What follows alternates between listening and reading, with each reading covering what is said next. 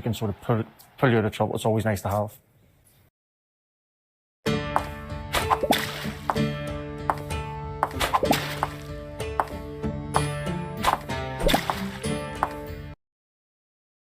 This system for me doesn't feel right for Manchester United, as in like the history of the club. I think of wingers. I'm talking about Dalot receiving the ball in this position. That's Ryan Giggs. That's going back even for that's George Best, Cristiano Ronaldo. Yeah.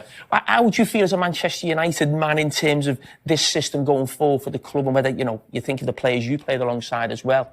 I think as long as it's working, I think certainly in terms of supporters, people involved with the club, people just want to see the club being successful, and if they feel that this can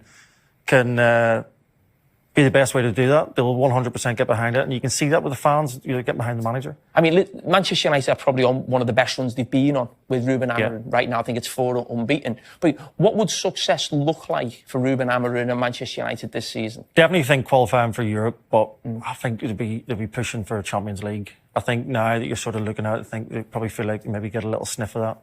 Do you still feel it's going to take more transfer windows to get the pieces that Ruben Amorim really needs to make this work? I'm sure he's looking at it going, we've signed well in the summer. I hope the club back me again, whether that's January, whether they can do that or not.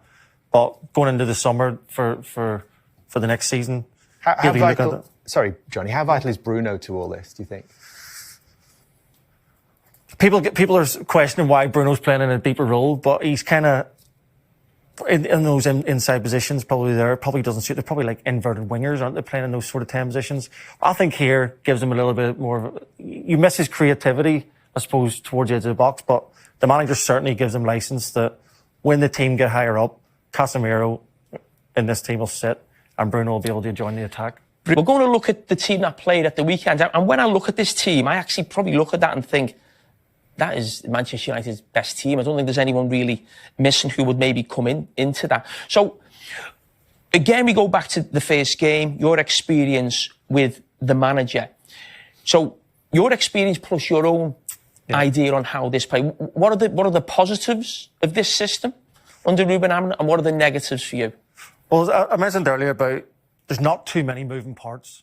So, you're quite set in your shape. So, in terms of when they're defending, they'll be defending in a low block. You'll have most teams end up with maybe 5 at the back along the edge of your box defending, because you might have runners. So are you classing that as a negative in that this system can push you back?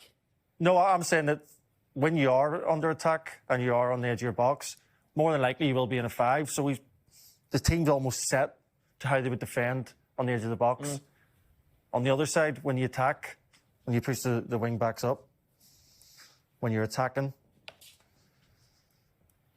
you'll have 5 on their last line, almost without having to move too much. Do you think that's what he likes about the system? Because you can get almost 5 attacking players, even plus Bruno, into it.